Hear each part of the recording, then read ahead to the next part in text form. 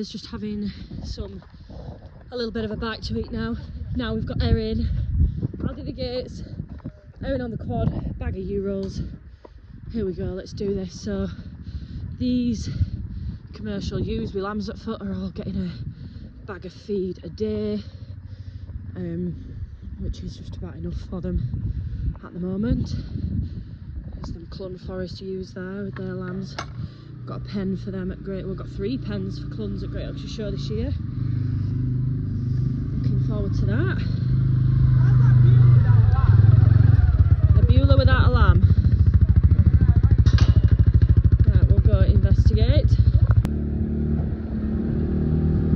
Yeah, there's some lovely ones.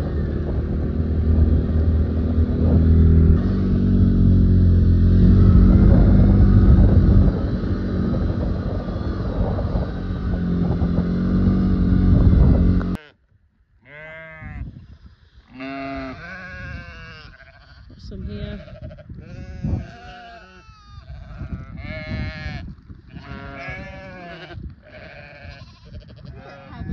Erin's gone for a bit of a C shape. Tom normally goes for a bit of a straight line. Mix it up. Yeah, this is not everyone. And we've got a couple that have come bombing over with no lambs. You're nice, you're a big thing. So yeah, I think there's a little bit of exploring to be done, but that's fine. We can do that. That's why we have a quad bike.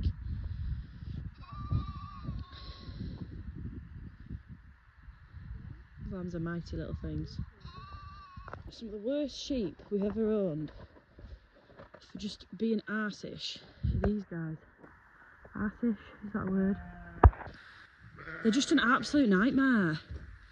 Just came back onto the yard and they were just all in the yard, like in the hay store. Like, they're so feral, but then they're so naughty, like they're just everywhere they shouldn't be. So these are last year's North of England mule lambs. So these are Nemsa mules, like the real deal.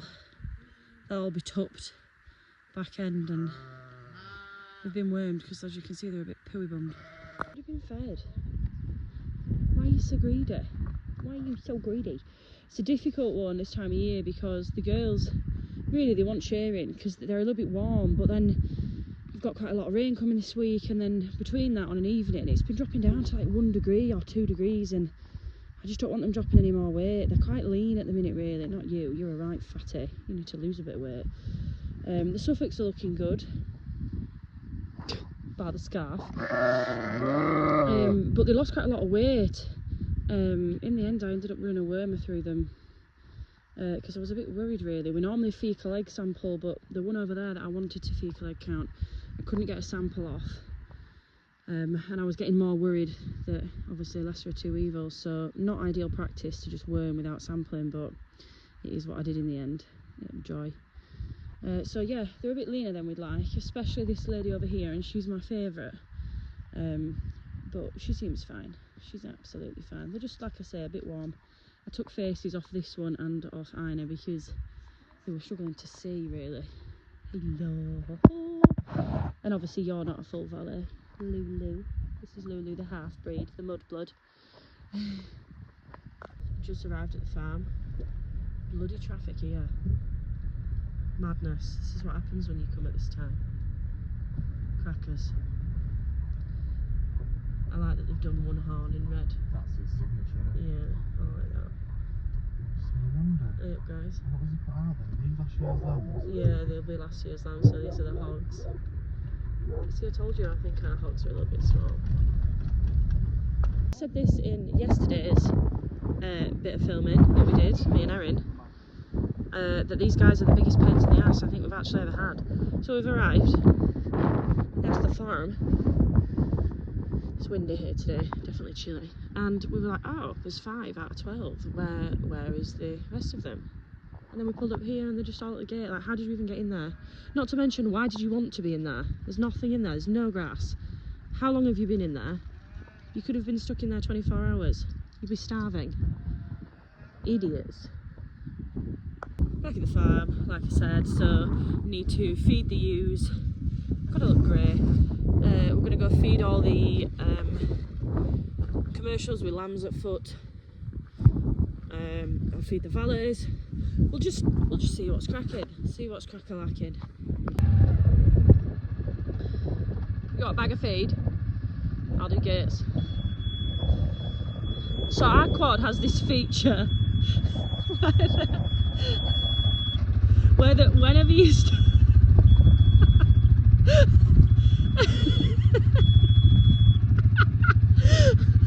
whenever you stand up, obviously it doesn't want you standing up for safety purposes, so it screams at you, and it is the most annoying thing ever, because even if you shift your weight a little bit, it does it. So the steering is a bit heavy and it screams at you if you don't have the handbrake on or if you stand up in the seat. But apart from that, it's bloody brilliant. And actually those two features are actually very handy to have. Those two features are actually very handy.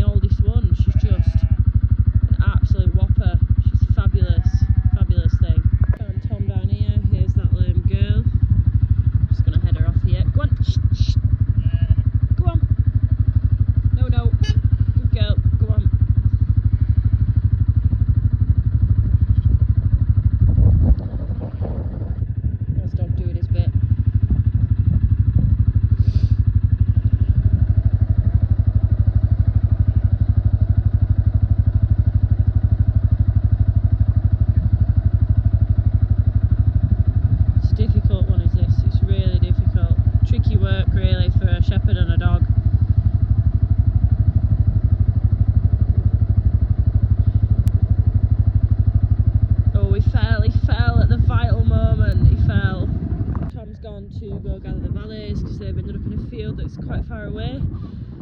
She's going to go gather them so I can lob some feed down for them. This weird little Suffolk that's always wandering about on its own, I've just given that a little bucket of feed because it gets bullied out the way with these guys. Believe it or not, that actually went showing all last year and it actually does alright showing. But it's 2 sheets to the wind. 99% sure it's deaf, so breeding off it's not really ideal. But I'm really fond of it. I'm very fond of it, so probably end up bloody breeding off it anyway. Just so I can have some of her offspring in the flock. Got some lamb creep here, some lamb fattener which I've been giving the Valais. Oh, that was stock marker. I've been giving the Valais bloody lamb fattener just to try and get some weight on them. So let's fill this up now. Jeez, Jesus, sheep delivery. Not quite how I envisioned it going, but I'll take it. Right, you go in and do that. Yeah. No, just tip it all in. Otherwise you're going to end up with horns up your hoop.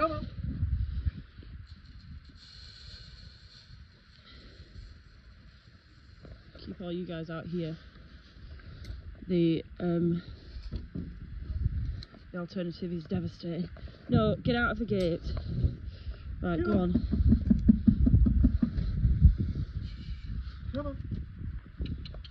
Go on, everyone.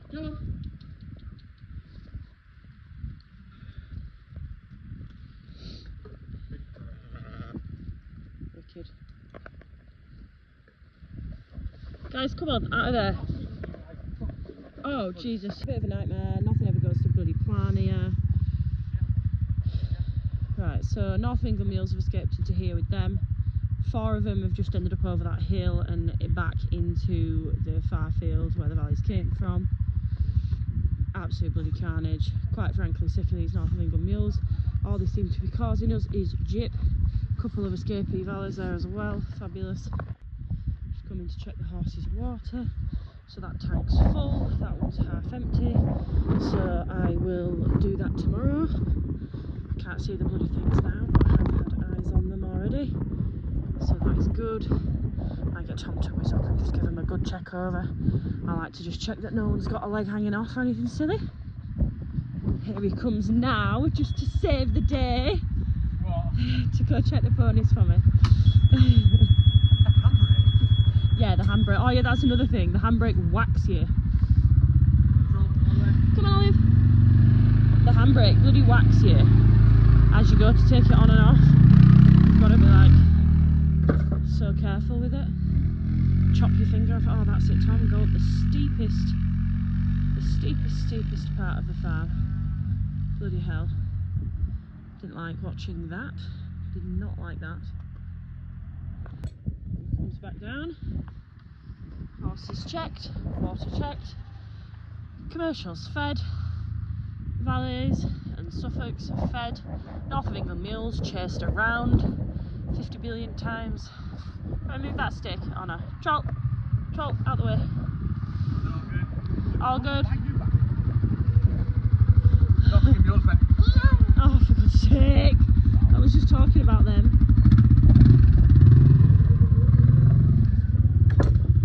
Looks like we have another rogue North of England Mule again. These are proving to just, yeah, be the bane of my life.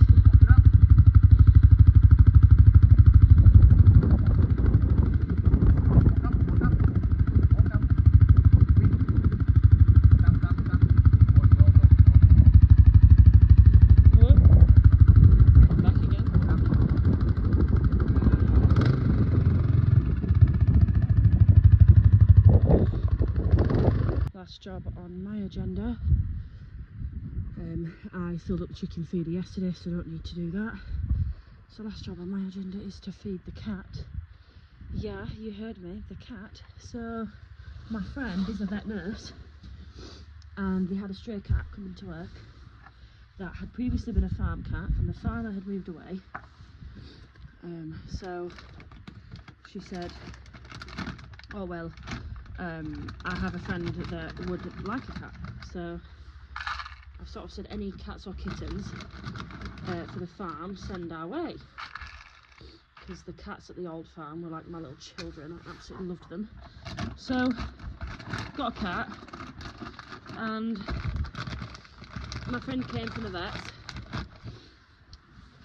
There's this cat carrier, litter tray, his bed. It's been a bit trashed in here now because the chickens have been in. Set it up a nice little cosy house to live in here for a few days, give it lots of treats, some wet food, some dry food, some of those treat stick things, like a treat tube, like a, I don't know what I'm trying to say, squidgy paste thing. Trying to back out of here. And came back the next day and it pooped in the litter tray, eating the food and gone. It had just snuck out of that gap there, I think, which is quite worrying because that takes you to that window there, which is quite the drop. I think it's living in the insulation piggery, but I don't know. So I just come every day and I feed it just in case it's still coming back. It could be the chickens eating it, but I like to live in a little bubble where the cat comes every day and eats the food. So when I say I feed my cat, I've actually not seen it in probably about 3 weeks now since it actually arrived, but feeding the cat I am. So I just leave that funny little room door ajar so that she can go in. She was really cute. She was ginger and white, so I called her Ginny, like Ginny Weasley from Harry Potter. I'm gonna leave that barn door open because that shouldn't cause any problems. Collected all the eggs yesterday, so I'll collect all the eggs tomorrow. Close this gate, not that it necessarily needs doing, but I just sort of think if the mums, if the usual lambs are for whatever to escape, at least they can't go anywhere. Right, I think that is it. This is probably going to be quite a short video. Can't exactly remember where we're up to with the timings, but thank you for watching, guys. I'm going to go try find Tom and get him to come and put the quad away, and we're going to head home. I think we're grabbing a McDonald's on the way home. Erin is at home with Mavis, looking after her for us, so we're going to have to offer her a complimentary McDonald's, aren't we? Thanks for watching, guys, and we will see you next time. Thought we were done, but we're not. Just left the farm and up the drive are these idiots. Look at me for days.